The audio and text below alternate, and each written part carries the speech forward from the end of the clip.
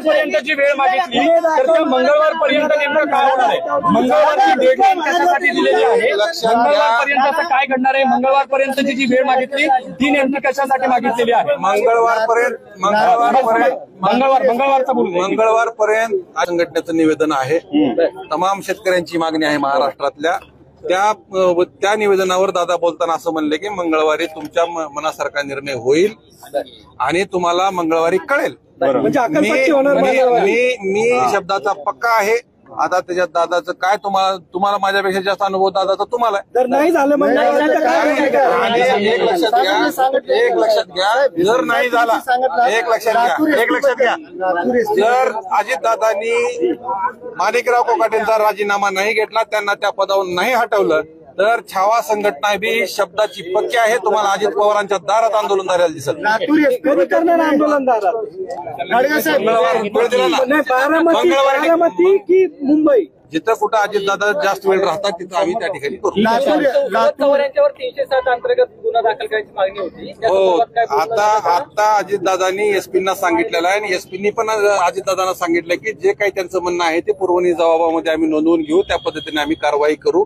इथून मी लातूरला गेल्याबरोबर पहिलं काम तेच करणार आहे. लातूरचा मीडिया तिथं सोबत राहील. तुमची बैठक झाली. बैठकीत मोबाईल काढून घेतले बैठकीत मोबाईल काढून घेतले होते का बैठक सुरू व्हायच्या आधी? नाही बैठक सुरू व्हायच्या आधी मोबाईल काढला त्यांचा ते सिक्युरिटीचा प्रश्न असेल किंवा अंतर्गत प्रोटोकॉलचा काही विषय असेल का मोबाईल काढून गेलं असू शकते ना. आता ते अजित पवारांनी एवढी धास्ती घेतली. एक लक्षात घ्या माध्यमांचा एकही कॅमेरा आत नव्हता. तुम्ही अगोदर सुरुवातीला असं म्हणाले की माध्यमांच्या कॅमेरासमोर चर्चा होईल पण तुम्ही जेव्हा आतमध्ये होते तेव्हा माध्यमांचा एकही कॅमेरा आत नव्हता.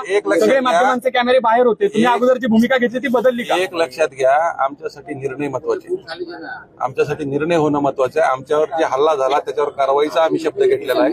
एसपीनं आमच्या समोर शब्द दिलेला आहे आणि कृषी मंत्र्याचा जो विषय आहे त्याच्यावर आम्हाला मंगळवारपर्यंत डेडलाईन. ओके धन्यवाद.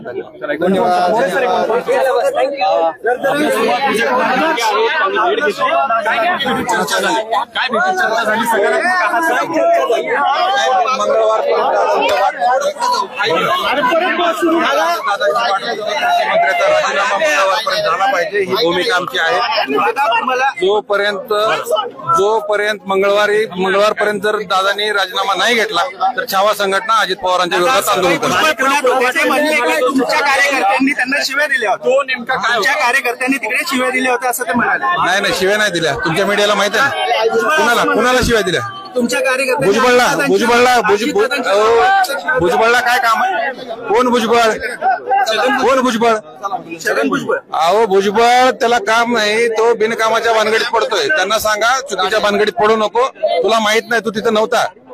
आमच्या नादाला लावून शेतकऱ्यांची पोरं खवळलीत. आता उगा कुणाची बाजू घ्यायची पक्षाची बाजू घ्यायची म्हणून काही बोलायचं नाही. शिवीगाळ कधी केली आम्ही? तुमचे कार्यकर्ते अजिबात शिवीगाळ केली नाही. एक लक्षात घ्या सगळा लातूर जिल्ह्यातला मीडिया तिथं होता.